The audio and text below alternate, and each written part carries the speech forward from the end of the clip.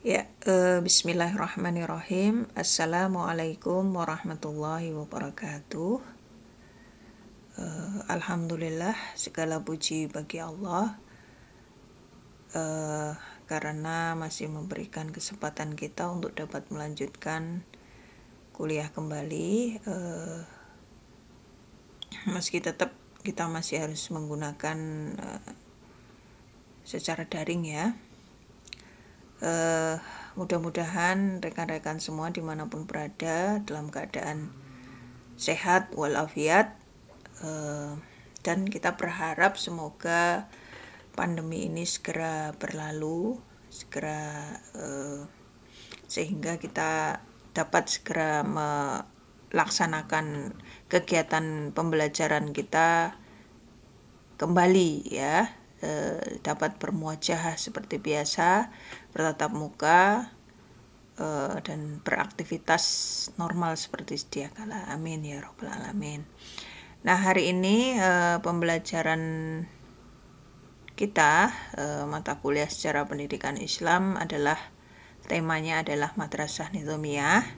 Sebelumnya mohon maaf karena biasanya kita streaming, saya menyapa langsung, tetapi hari ini saya berhalangan untuk bisa streaming ya, ada kendala.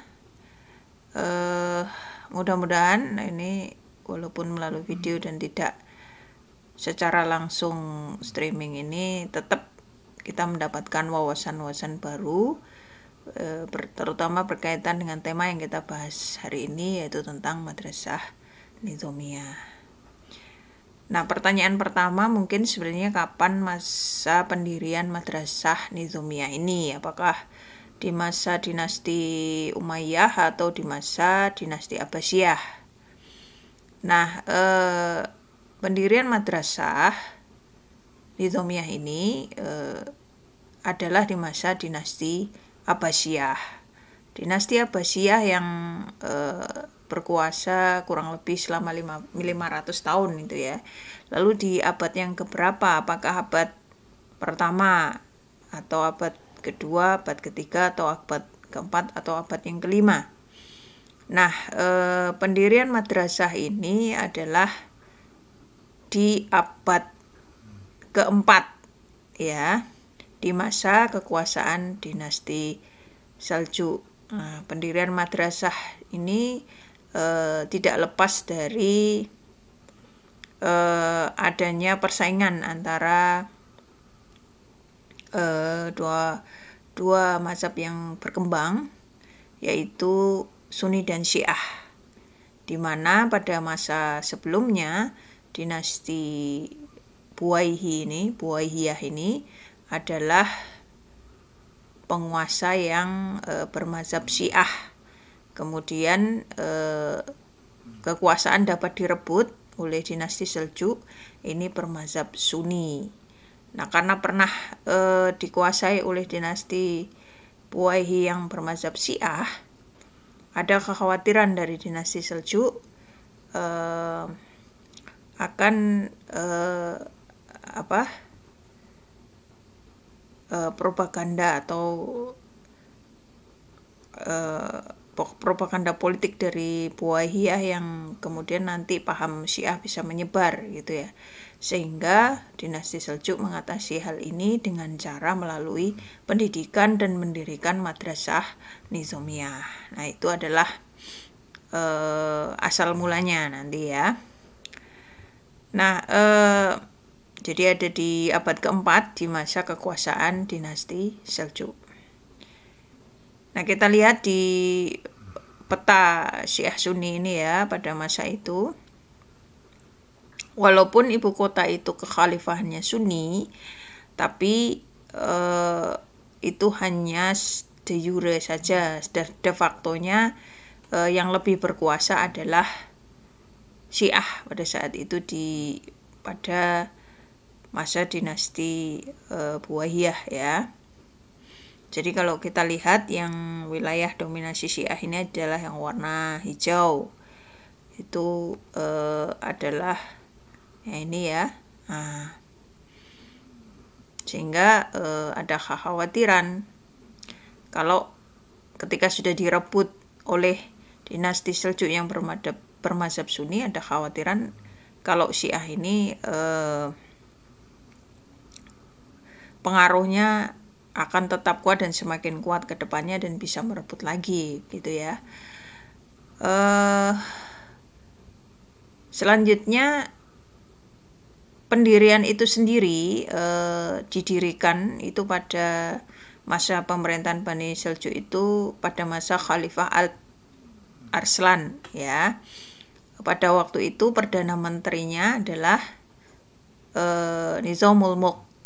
Nah, karena nama beliau yang julukannya adalah Nizam ini, nanti madrasahnya dinamakan Nizamiyah gitu ya, madrasah Nizamiyah. Nah, kalau nama lengkapnya sendiri itu bisa dibaca panjang sekali ya, ada Abu Ali Al-Hasan Ibnu Ali Ibnu Ishaq Ibnu Abbas At-Tusi. Nah, itu adalah nama asli dari Nizamul Mulk ya. Kemudian didirikannya tahun 1065 Masehi. Tujuannya apa? Untuk memperkenalkan pandangan-pandangan Asy'ariyah Sunni ya, dan mempelopori berdirinya Madrasah Syafi'iyah, jadi mazhab Syafi'i di seluruh kekuasaan dari dinasti Seljuk. Nah, tempat didirikannya itu adalah di kota-kota di mana kalau di situ ada orang alim yang bermazhab Syafi'i yang menonjol. Jadi ada kota-kotanya itu kota di Iran, Irak, bahkan ada yang hampir India gitu ya, di Baghdad, baik Nisabur, Herd, Asafan, Basrah, ada di Amul dan Musol. Ini adalah kota-kota tempat didirikannya. Nah, yang nanti yang menjadi pembeda dengan lembaga pendidikan sebelumnya itu adalah merupakan madrasah pertama yang didirikan yang memisahkan antara masjid dengan tempat pendidikan ya. Kalau dulu sebelumnya biasanya masjid itu sekaligus untuk tempat teras-terasnya itu ya, itu sekaligus untuk tempat belajar. Nah, dengan adanya Madrasah Nizamiyah ini, masjidnya sendiri, tempat pendidikannya sendiri. Dan ada asramanya juga menginap untuk para peserta didik. Dan sekolahnya adalah sifatnya gratis. Karena tadi tujuannya adalah untuk menyiarkan ya pandangan Asy'ariyah ya, jadi mazhab Syafi'i.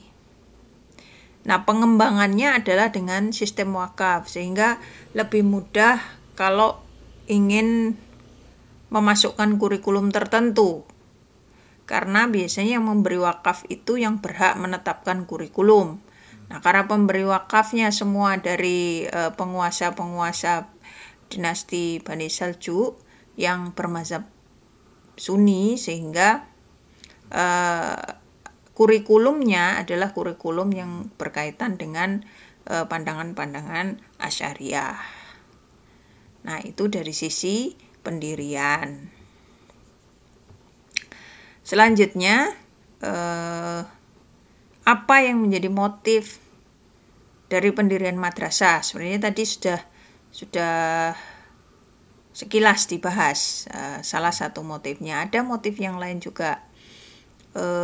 Karena memang Perdana Menteri Nizamul Mulk ini beliau merupakan pemimpin yang menyukai penyebaran ilmu pengetahuan, sehingga beliau mempelopori berdirinya madrasah tersebut.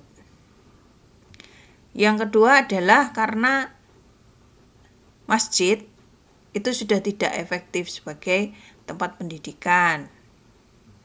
Jadi kadang-kadang mengganggu mereka yang sedang beribadah, karena lokasinya kan biasanya di teras-teras itu untuk pendidikan, sistemnya kutab gitu ya, sehingga tidak efektif. Nah, yang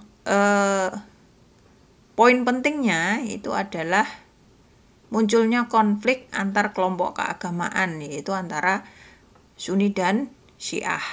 Tadi juga sudah dijelaskan, bahkan ada satu waktu di mana ketika Sunni dan Syiah itu bentrok, itu sampai terjadi pertumpahan darah itu ya. Nah, itu yang kemudian dinasti Seljuk ini berpikir bagaimana agar terjadi kestabilan politik, sehingga pertentangan antar kelompok keagamaan ini dapat dihindari. Madrasah itu juga, nah madrasah ini walaupun namanya madrasah ya pada waktu itu, tapi tingkatnya sebenarnya sudah tingkat pendidikan tinggi ya, tingkatnya itu. Kalau madrasah zaman sekarang itu kan tingkatnya tingkat dasar menengah gitu ya. Kalau pada waktu itu yang dimaksud dengan madrasah nizamiyah namanya itu adalah kayak semacam perguruan tinggi, sehingga itu juga sebagai penataran bagi pegawai pemerintahan. Nah, sekaligus ya. Jadi pegawai pemerintahan itu juga mereka harus berpandangan Asy'ariyah ya. Sehingga itu dididiknya itu juga di madrasah nizamiyah. Nah, kemudian yang paling penting lagi juga adalah untuk stabilitas politik ya.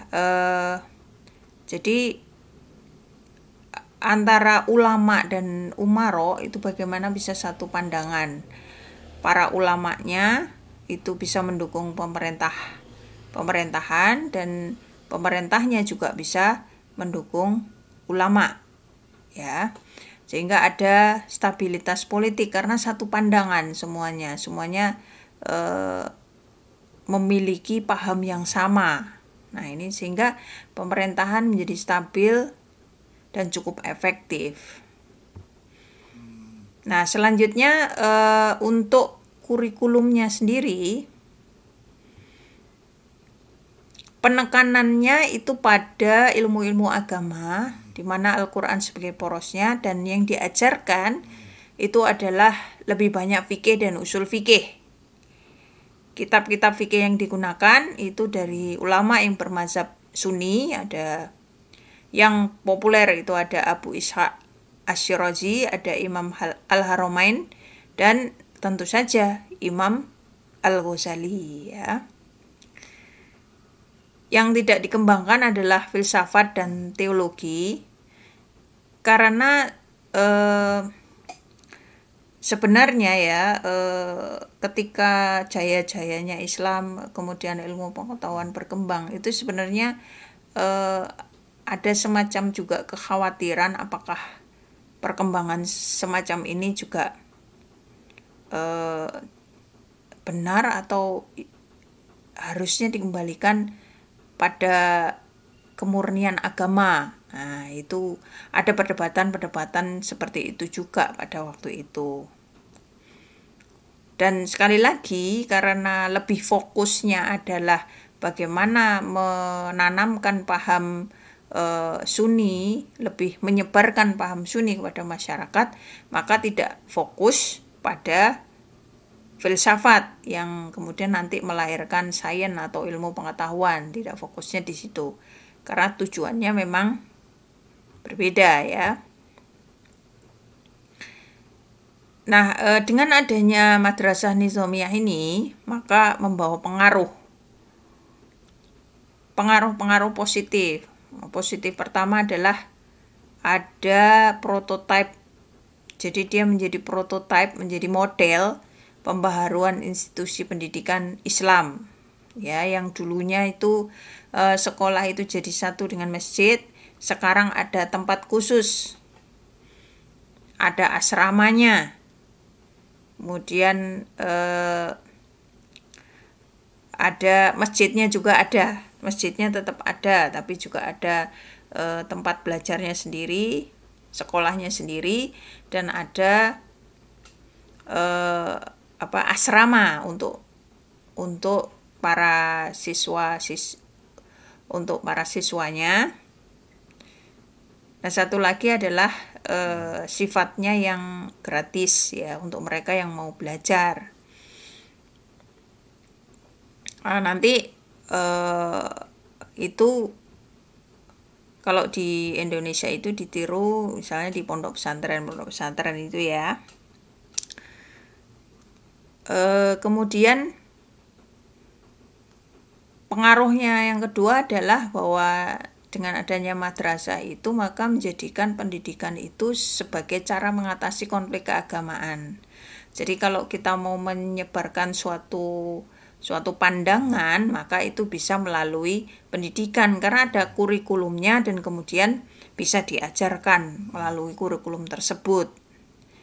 Kemudian pendidikan sebagai sarana mempersiapkan pegawai pemerintahan.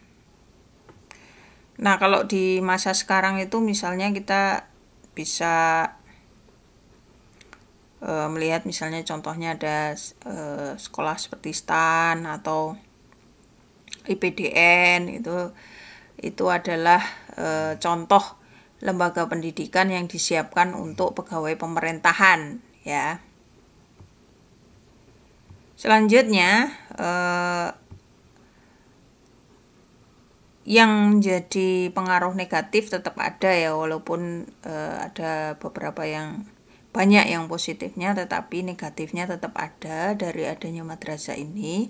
Itu adalah terhambatnya kajian filsafat, kegiatan kajian filsafat dan sains di dunia Islam, karena pembelajaran lebih pada fikih dan usul fikih.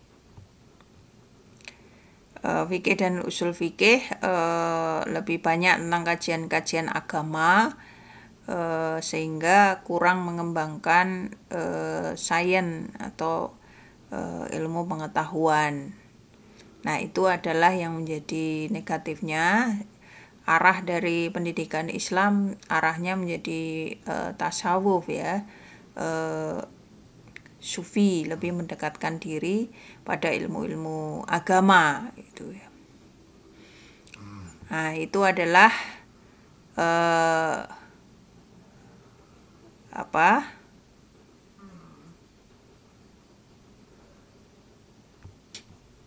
tadi pengaruh positif dan negatif dari adanya madrasah ini.